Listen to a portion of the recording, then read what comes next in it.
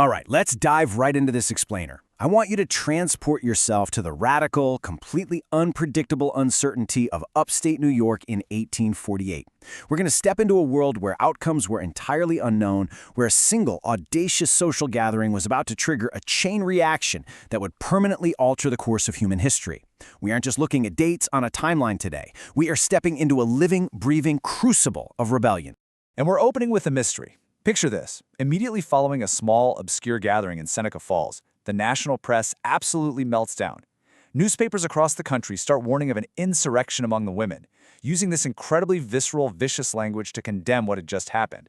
So we really have to ask ourselves, what exactly did a group of women do in upstate New York to terrify the nation so profoundly?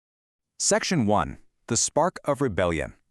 To truly understand the sheer scale of this backlash, we actually have to flash back 8 years to see where this radical spark was initially ignited. You see, the road to this rebellion bridges a moment of profound humiliation with an explosion of strategic execution. It all started in 1840 at the World Anti-Slavery Convention over in London. Female delegates who traveled all the way there were flat-out refused admission simply because of their sex. They were forced to sit silently in the gallery. That bitter sting of exclusion festered for 8 long years, eventually colliding with some new, albeit incredibly weak, property laws in New York in early 1848. The stage was set for a massive turning point. So, let's meet the primary historical actors who met up in that London gallery. On the left, we have Lucretia Mott, a highly seasoned Quaker reformer and preacher who possessed this profound moral clarity. And on the right, Cady Stanton, a brilliant, highly educated strategist who deeply understood the legal architecture of oppression. Their shared anger at being silenced forged this incredible revolutionary partnership. Right then and there, they vowed that one day they would call a convention of their own. Which brings us to Section 2, a revolutionary tea party. Let's fast forward to July 1848 and see how an impromptu social gathering became a total pressure cooker. The crucial thing to understand here is how the deep legal subjugation of women collided with Quaker logistical organizing during what was supposed to be a simple tea party at Jane Hunt's home in Waterloo. Stanton, Mott, Marianne McClintock, and others were there, and Stanton just poured out her intense frustration over her domestic isolation and the sheer injustice of a system where women practically experienced civil death upon marriage. In that very room, they took a massive, calculated risk. They drafted a notice for a public convention to take place in just 5 days. No long rollout, no massive funding, just immediate, daring action. Moving on to Section 3, the Declaration of Sentiments. An event like this couldn't just be an airing of grievances, right? The ideological foundation of this movement required a true masterstroke of political framing. And this was largely driven by Cady Stanton's brilliant mind. Her strategic genius lay in weaponizing the nation's own founding DNA. By taking the Declaration of Independence and turning the rhetoric of the American Revolution against its current patriarchal reality, literally just adding the words "and women," she endowed their discontent with undeniable political legitimacy. It's a brilliant move. But she didn't stop there.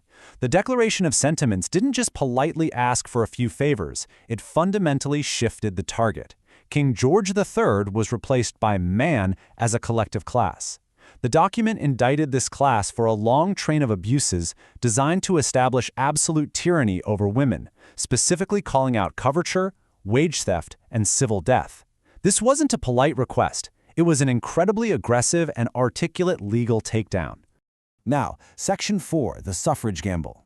Let's step right inside that packed, humid Wesleyan chapel on July 19, 1848, where the most explosive internal conflict of the whole convention went down. I really want you to pause for a second and consider the terrifying uncertainty of this moment. Remember, history is never inevitable.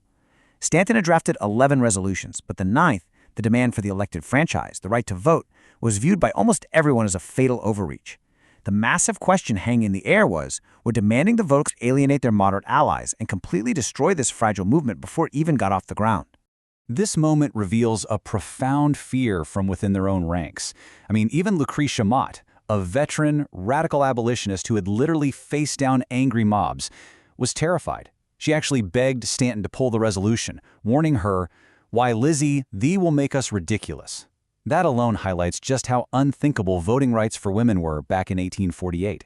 So, the resolution is failing. The crowd is highly reluctant. But then, this crucial alliance between the women's movement and the abolitionist movement materializes through the indispensable intervention of Frederick Douglass, who was the convention's sole African-American attendee.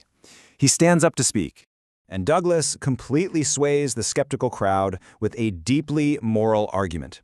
He states very plainly that he absolutely could not accept the right to vote as a black man if women could not also claim that exact same right.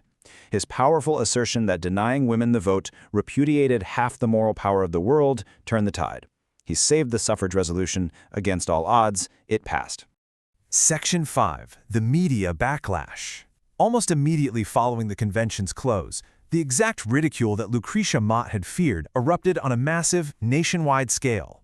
The press went into overdrive. They weaponized satire and stoked deep, deep cultural fears of a domestic role reversal, terrifying their readers with images of men washing dishes and nursing babies if women were somehow granted equality. But here is the magnificent, unintended consequence of all that hostility. By publishing these mocking articles and by reprinting the Declaration in full just to laugh at it, the press inadvertently broadcasted the convention's revolutionary message to a massive global audience. They did the marketing for them. Section 6. The Rochester Radicalization. Because just when you think the climax has passed and the dust is settling, let's move to a follow-up convention exactly 2 weeks later that pushed societal boundaries even further. At this Rochester convention, organized by abolitionist Amy Post, a woman named Abigail Bush was elected to preside. Now, this was the very first time in American history a woman was elected to lead a public meeting consisting of both men and women. It was an act so shockingly radical that even Elizabeth Cady Stanton and Lucretia Mott initially walked right off the platform in protest. It just proves how deeply ingrained these gender norms were and how rapidly these revolutionary ideas were compounding, pushing even the movement's founders way out of their comfort zones. Finally, Section 7, A Century of Consequences. Let's take a step back and look at the vast historical ripples created by these individuals. They didn't just hold a few meetings. They risked total social ostracization to build a living world of equality. The bravery shown in that cramped chapel in Seneca Falls, and then weeks later in Rochester, launched a grueling 72-year fight. It tested the endurance, the psychology, and the strategic brilliance of entire generations of women and men long after the original founders were gone, before the 19th Amendment was finally ratified in 1920. The founders of this movement understood the immense historical weight of their actions. The women of 1848 didn't just ask for a few polite changes to the law. They deployed strategic brilliance, they leveraged deep intersectional alliances with abolitionists like Douglass, and they systematically dismantled the legal and cultural justifications of their own oppression from the ground up. So, I want to leave you with this final thought. We've just seen how the convergence of frustration, timing, and brilliant strategy completely rewrote history. Consider the awesome moral courage required to change the world. What rigid systems today that we just blindly accept as the way things are simply waiting to be challenged? Thank you so much for exploring this incredible history with me.